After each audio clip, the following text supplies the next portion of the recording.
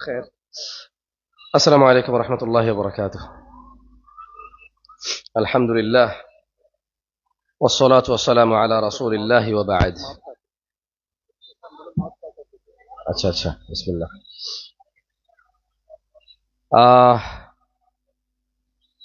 আজান হয়ে গেছে, নামাজের আগে কথা না বলাই ভালো ছিল। তারপরও যেহেতু আজকে আবার ব্যাক করব, ব্যাক ফ্লাইট ঢাকায় 9টার পরে, এই জন্য খুব বেশি সময় পাইনি এবং সম্ভাবনা ওনাদের পক্ষে 15-20 মিনিট কথা বলার চেষ্টা করব। এই যেগুলো বলছি এগুলো সহ একটু মনোযোগ দিয়ে যদি আপনারা নীরবতা অবলম্বন করে শুনেন। আমি জানি না আপনাদের কোনো কাজে আসবে কিনা, তবে এখন থেকে আরো 12-15 বছর আগে আমি এরকম অনেকের কথা শুনেছি, আমার অনেক কাজে এসেছে। আমার আজকের এই কথা আপনার কোনো কাজে আসবে কিনা আমি জানি না। ইত্তেবা সুন্নাহ নিয়ে কথা বলেছে, বলতে মানে ওনারা বলেছে যে আমি যাতে আপনাদের বলি আল্লাহর রাসূলকে মেনে চললে কি হবে আর আল্লাহর রাসূলকে মেনে না চললে কি হবে সেটা আমাকে বলতে বলেছে।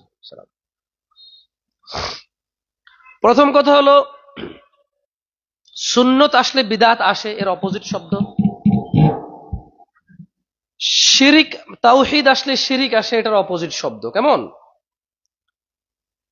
তো অনেকেই হয়তো বাংলাদেশে শিরিক এবং বিদআত এই দুইটা শব্দ থেকে বিরক্ত, কম্পিত, আশঙ্কিত। কারণ বিদআত এত পরিমাণ বলা হয়েছে এবং বুঝে না বুঝে যতটুকু বলা দরকার, যে ভাষায় যে টোনে দরকার, ওই সব কিছুর বিশৃঙ্খলতা মিলে এখন অনেকে বিদআত বলাকেই একটা বিদআত বলে। বোঝেন নাই? মানে অনেকে দুষ্টামি করে বলে যে বিদআত বলা বিদআত, এরকম আমি শুনছি বলছে। আমি আপনাদের শুধু এতটুকু বলবো, একটা সন্তান যদি খারাপ হয়, এ পৃথিবীর সবচাইতে খারাপ সন্তান তার বাবার সন্তান সে। আর তার কাজিন ব্রাদার্স মানে চাচাতো ভাই, জ্যাঠাতো ভাই, ফুফাতো, মামাতো, খালাতো যারা আছে, আড়াতো পাড়াতো, ওর চাইতে শত কোটি গুণ ভালো। কিন্তু যখন ওই বাচ্চার অন্যায় অপরাধ যা কিছু আছে, তার বাপ কখনো তাকে শাসন করে, কখনো তার পক্ষে আসে, কখনো তার বিপক্ষে যায়, কখনো তাকে ঘর থেকে বের করে দেবে, সে পুলিশে ধরে নিয়ে গেলে তাকে ছুটায় আনে বা ছুটায় আনে না, সে ঋণ করে জুয়া টুয়া খেলে সব শেষ। তার বাপ বলছে তোমার ঋণ আমি শোধ করবো না। যারা ঋণ দিয়েছে তারা আসলে বলে যে আমার ছেলেকে যে ঋণ দিছো আমাকে বলছো, আমি দিতে পারবো না, যাকে দিছো তার থেকে নাও। এরকম হয় কিনা? দিন শেষে যখন তার বাপ মারা যায়, যেদিন তার বাপ মারা যায়, তার বাপ যত সম্পদ রেখে যায়, সে খারাপ মানুষ আর তার চাচাতো জ্যাঠাতো ভাইরা ভালো মানুষ, এর জন্য তার বাপের সম্পদ কি তার চাচাতো জ্যাঠাতো ভাইরা পায় নাকি সে পায়? অথচ সে ছেলে ছিল খারাপ ছেলে। কোন ছেলে? খারাপ ছেলে। সেই ছেলে হচ্ছে জঘন্য ছেলে। কিন্তু বাপের ছেলে তো বাপকে বাপ বলে ডাকতো। বাপকে কি বলে ডাকতো? বাপ বলে ডাকতো। যেখানে সেখানে যায় বাপের পরিচয় দিত বাপকে বাপ হিসেবে। তদুরূপ আমরা এই পৃথিবীতে যে আমরা যারা বসে আছি, শত ধরনের অন্যায় আছে, এগুলো অন্যায়। কিন্তু বিদআত শুধু অন্যায় নয়, শুধু গুনাহ নয়।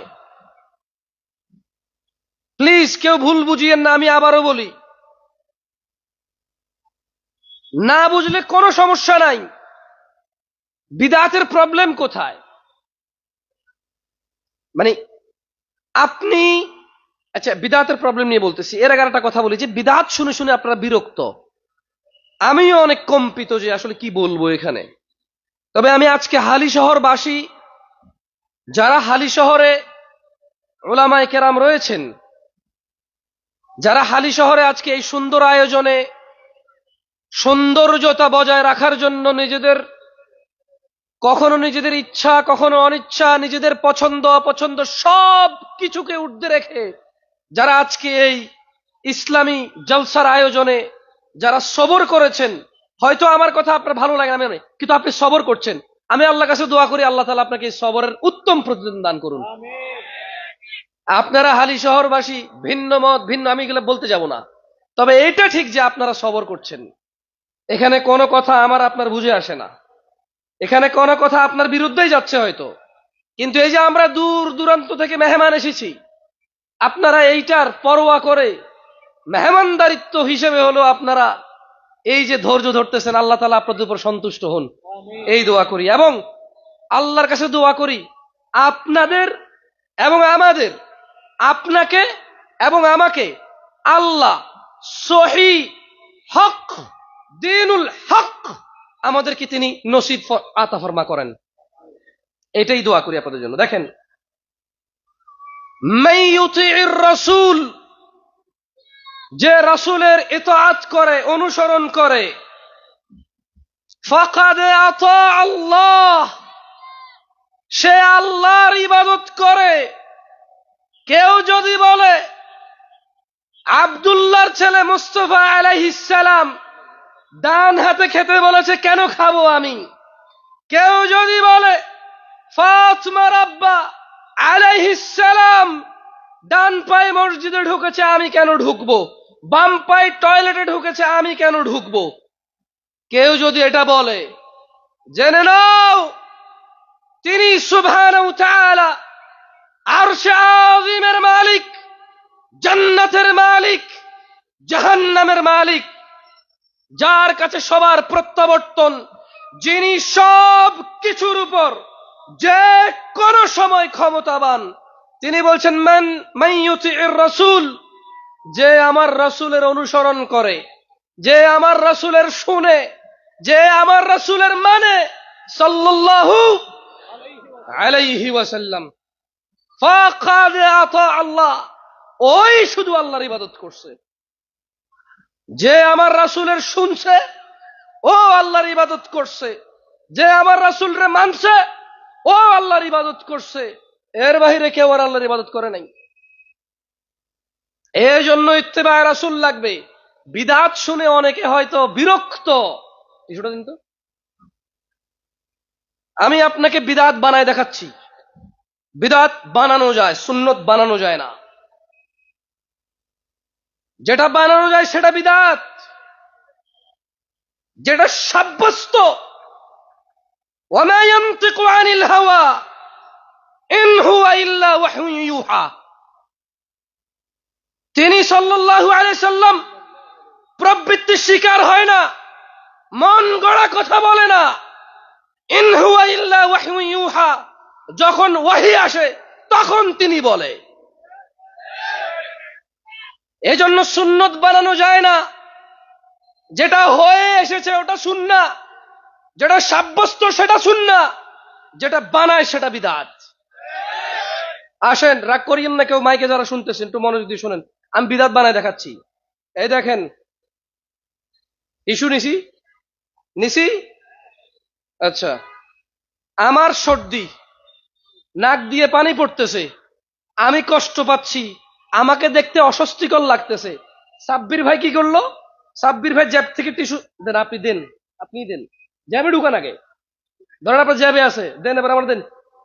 সাব্বির ভাই জ্যাব থেকে টিস্যু বের করে দিল, কেন?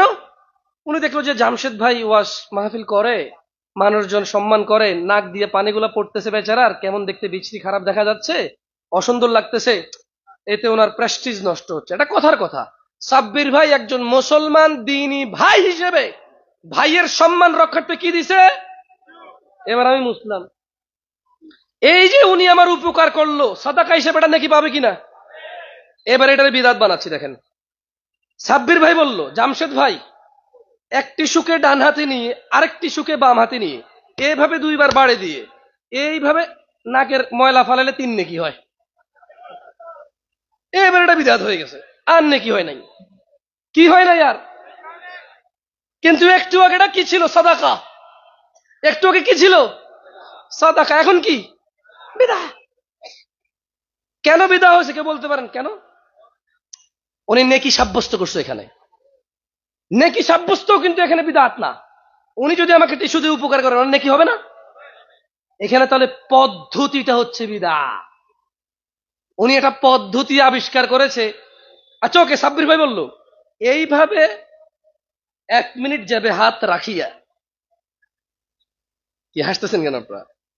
এইভাবে 1 মিনিট যাবে হাত রাখিয়া, তারপর উহা বাম হাতে নিয়ে ডান হাতে এইভাবে ধরিয়া 1 মিনিট অপেক্ষা করিয়া যদি নাক মোছন করা হয় 10 নেকি হয়। এখন এটা বিদআত। কেন কেন বিদআত হচ্ছে? পদ্ধতি বলছে, সিস্টেম বলছে। আল্লাহর নবী এটা বলে নাই, এই জন্য এটা বিদআত হয়ে গেছে। যেমন আল্লাহর নবী বলেছে ডান হাতে খাও, এই জন্য এটা সুন্নাহ।